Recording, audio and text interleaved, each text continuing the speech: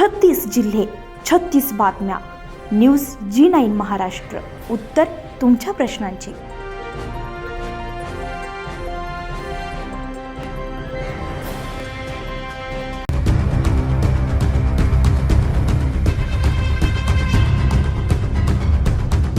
भुमराळा ते किनगाव जट्टू या महत्त्वपूर्ण डांबरी रस्त्याची दयनीय अवस्था सुधारण्यास संबंधित ठेकेदार आणि विभाग पूर्णपणे असमर्थ ठरत असून नागरिकांची प्रचंड हालअपेष्टा सुरू आहे.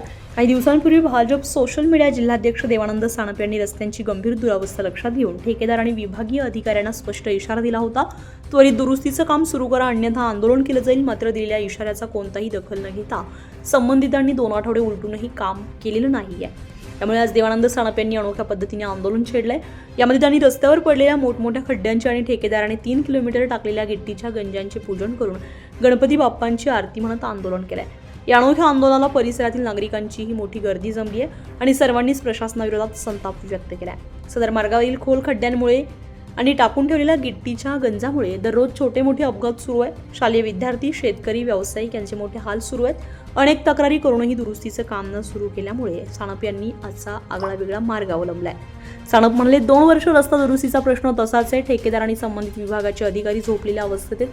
जर आता तरी काम सुरू झालं नाही तर आणखी मोठं आंदोलन करण्यात येईल असा इशारा देखील देण्यात आलाय. नागरिकांमध्ये या आंदोलनाची मोठी चर्चा असून आता प्रशासन काय भूमिका घेते याकडे सर्वांचंच लक्ष लागलंय.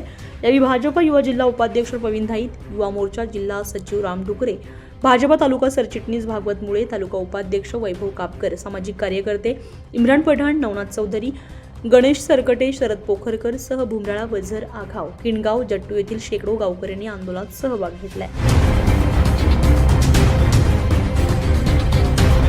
किनगाव जट्टू पासून तर भुमराळ्यापर्यंत रस्ता हा अक्षरशः खड्डेमय झालेला आहे.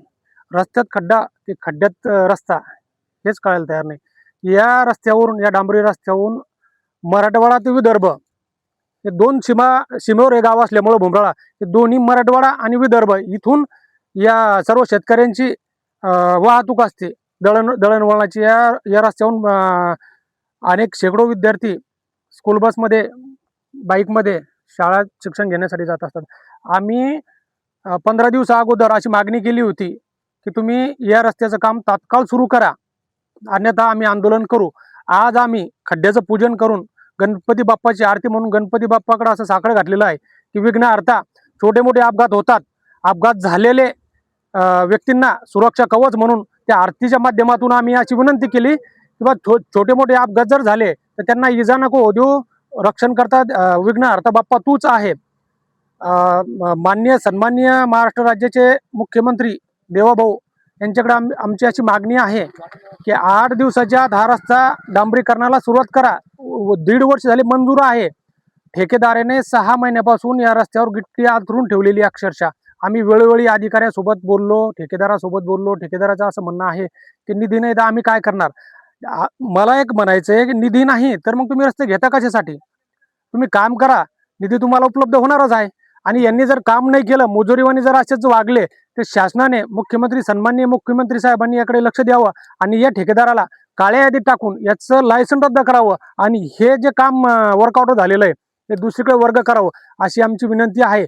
4-5 दिवसात, 8 दिवसात डांबरीकरणाचं काम चालू करा, पॅचचं काम चालू करा, अन्यथा आम्ही याच्यापेक्षा उग्र आंदोलन करू.